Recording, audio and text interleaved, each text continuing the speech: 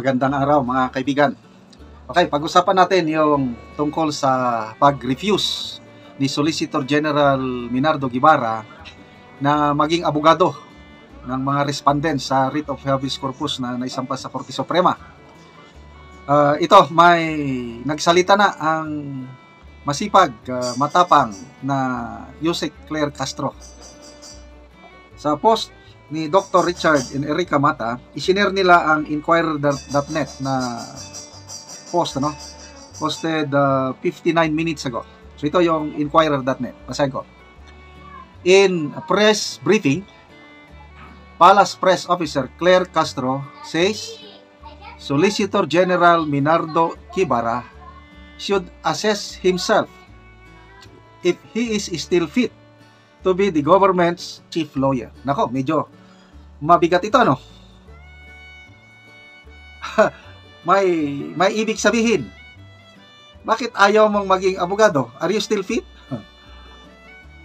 Nako, ang tindi na. Matindi ito. Castro points out that the OSG's manifestation to recuse itself from representing government officials named as respondents in consolidated habeas corpus petitions filed by Duterte camp, Solgen never mentioned that he is against PH cooperation with Interpol. Castro says respondents to get new lawyers to represent them in petitions, but says they have not yet discussed if this will be government or private legal counsels. Castro says it is very important for government to get government lawyers who are very competent and effective in defending government. She points out that it was Guibarra who said OSG may not be able to effectively represent respondents in petitions. Castro also maintains that Rome Statute was previously enforced, contrary to claims that ICC never had jurisdiction over PH. Kung hindi ito nag-take effect, sabi niya, bakit sila nag-withdraw in the first place? Okay. Via Julie M. Aurelio, Philippine Daily Inquirer. Okay, so, doon ako na attract sa sabi niya na Guibarra should assess himself if he is still fit to be government chief lawyer. Anong ibig sabihin nito? Pahiwatig na shape up or pack up? Pahiwatig na ba na opinion ko lang ito Wala akong ibang basihan kundi sariling opinion lang na pahiwatig na dahil dito baka sisibakin na si Solgen Guibarra. Nagtatanong lang naman. Kasi kung sabihin mo na are you still fit? Kasi pag nasa isang posisyon ka, you should be fit for that job. If you are not fit anymore, ano ibig sabihin nun? Di umalis ka na lang. So, tingnan natin kung anong...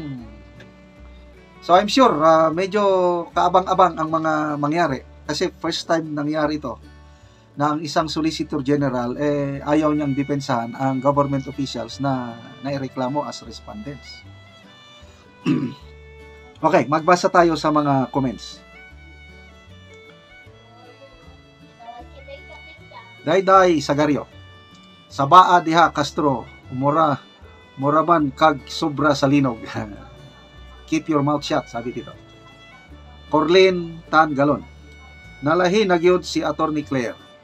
Believe kaayo ko ani sa una kay on point mo banat based on the rule of law, construction sa iyang mga vlogs. Constitution pala. Sa pagkayusik niya karon iya na inaatake is trauma effect na o agion niya sa pagkaminaldita motubag. Dati, believe na siya kay Attorney Castro nung vlogger pa siya. Ngayon, hindi na. Dahil minaldita. Julie Piedad. Sinasabi ko talaga kung hindi yan taktika nila battle of traitors ang mangyayari dyan. Paul T. Tang. Pati Solgen, hindi kayo sinusuportahan.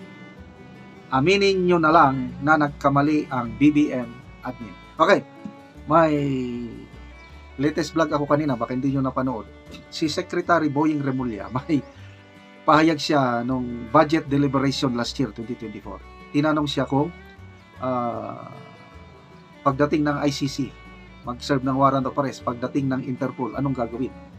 In no uncertain terms, sabi ni Secretary Boying Remulla na ICC or Interpol, whatever it is, foreign entities, must go through local courts. Recorded yan sa budget deliberation. Na-publish yung mga statement niya sa Daily Tribune. So, alam ni Secretary Boying na hindi basta-basta ma-enforce ang ICC warrant of arrest dito kung hindi dadaan sa local courts. As stated in Article 59 ng ICC rules. Alam niya. Kasi sinabi niya last year. Bakit ngayon hindi naman nasunod? So, yan, ang paliwanag nila ngayon sa writ of habeas corpus, talagang matinding balitaktakan yan sa Korte Suprema. So, ang tanong, sino ang magiging abogado? I think kasamang respondent si Secretary Remulla, General Marbil and General Torre. Sino kaya ang kasing galing ni Soljen Guevara na mag-represent sa kanila sa kaso sa Supreme Court? Kaya mga kaibigan, salamat sa inyong pagsubaybay sa ating mga vlogs. Nakakatulong kayo ng malaki sa Tribong Talandi sa Bukidnon dahil ang income sa channel na ito is tinutulong natin sa tribo. Namimigay tayo ng yero at pako para ma-repair ang sira-sira nilang bahay. Panoorin nyo ang video na ito. Nga istak sa among balay nga ihatag namo. Duha ni ka pamilya tag na pulo.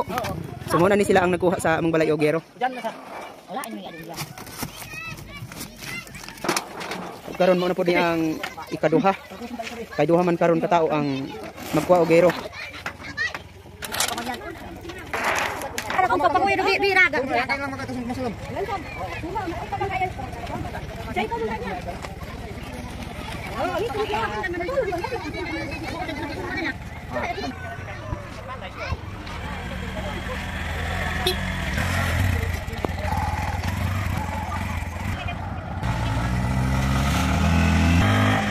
Karon ano ni ang mahatag nga hayero. So abot na gid sa ilang balay. Una ni gisandig na ang pero ni ante. Kung karon mo na ni ang balay ni ante nga kadtong natagaan na mo Ogero. Ngit-ngit na apan makita gyapon ang mga bulsot sa ilang balay. Nga mura na gyud og mga bituon. O makita na gyud nga mga kuan na gyud mo ni ang natagaan na mo Ogero. So mapamutan na ko si ante og si tatay. Ante unsa ang imong maistorya? Tatay abay mo tatay. Unsa ang inyong maistorya bahin sa gihatag sa inyo nga plinsin pako lansang. Salamat sa Ginoo. Salamat sa Ginoo. Padayon ng Naghatag sa kayo mapalalamat na. dako kayong salamat. Dako kayong salamat sa nagatag Ogero nga nag-sponsor ani. Nga natabangan mo nga ang inyong balay tulo na gyud. Dako gyud na panalamat namo. Tabangan kami. Natabangan mo labi na nga di gyud mo maka palit Ogero kung wala mo natabangan kay wala man gyud may pagpaningkamot kay mga tigulang namo. Wala na Ginoo. So salamat sad. Sige salamat ante, tatay, salamat.